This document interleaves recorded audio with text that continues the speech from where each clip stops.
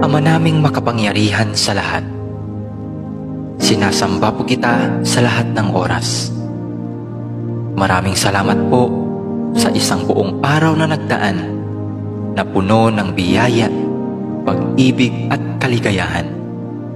Salamat din po sa mga pagsubok at mumunting mga luha na dumating sa aking buhay, na alam ko pong siya po ninyong paalala sa akin na kayo po ay Diyos na buhay.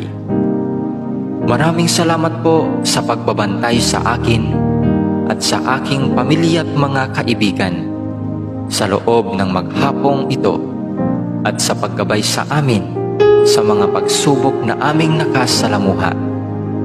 Alam ko pong nariyan kayo sa aming tabi sa lahat ng oras upang kami ay bantayan at gabayan. Nagpapasalamat